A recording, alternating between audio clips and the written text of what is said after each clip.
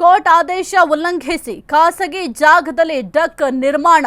ಖಾಸಗಿ ಜಾಗದಲ್ಲಿ ಡಕ್ ನಿರ್ಮಾಣಕ್ಕೆ ಮುಂದಾದ ಅಧಿಕಾರಿಗಳು. ಕೋರ್ಟ್ ಆದೇಶವನ್ನು ಉಲ್ಲಂಘಿಸಿ ಖಾಸಗಿ ಜಾಗದಲ್ಲಿ ಡಕ್ ನಿರ್ಮಾಣ. ಖಾಸಗಿ ಜಾಗದಲ್ಲಿ ಡಕ್ ನಿರ್ಮಾಣಕ್ಕೆ ಅಧಿಕಾರಿಗಳು ಈಗ ಮುಂದಾಗಿದ್ದಾರೆ. ನಂಜನಗೂಡು ನಗರಸಭಾ ಅಧಿಕಾರಿಗಳ ವಿರುದ್ಧ ಆಕ್ರೋಶ. ನಂಜನಗೂಡು ಪಟ್ಟಣದ ಚಾಮಲಾಪುರ ಹುಂಡಿಯಲ್ಲಿ ಈ ಒಂದು ಘಟನೆ ನಡೆದಿದೆ.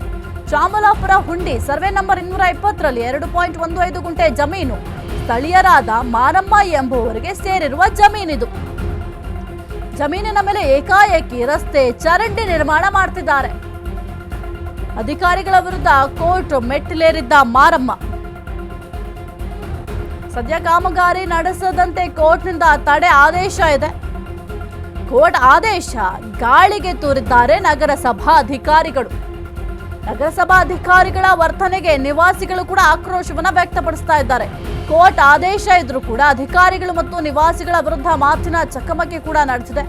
ಕೋರ್ಟ್ ಈಗ ಆದೇಶ ಕೊಟ್ಟಿದೆ, ತಡೆಯಾಜ್ಞೆಯನ್ನ ಕೊಟ್ಟಿದೆ. ಒಂದು ರಸ್ತೆ ನಿರ್ಮಾಣ ಆಗಿರಬಹುದು, ಯಾವುದೇ ಒಂದು ನಿರ್ಮಾಣ ಕಾರ್ಯವನ್ನು ಕೂಡ ಅಲ್ಲಿ ಮಾಡಬಾರ್ದು ಅಂತ ಕೋರ್ಟ್ ಆದೇಶ ಇದ್ರೂ ಕೂಡ ಅಧಿಕಾರಿಗಳು ಕೋರ್ಟ್ ಆಗಲಿ ಯಾರು ಏನೇ ಹೇಳಿದ್ರು ನಾವು ತಲೆ ಕೆಡಿಸ್ಕೊಳ್ಳಲ್ಲ, ನಾವು ಏನು ಮಾಡ್ತೀವೋ ಅದೇ ಸರಿ ಅನ್ನೋ ಮನಸ್ಥಿತಿಯಲ್ಲಿದ್ದಾರೆ ಎಂಬ ಪ್ರಶ್ನೆ ಬರ್ತಾ ಇದೆ.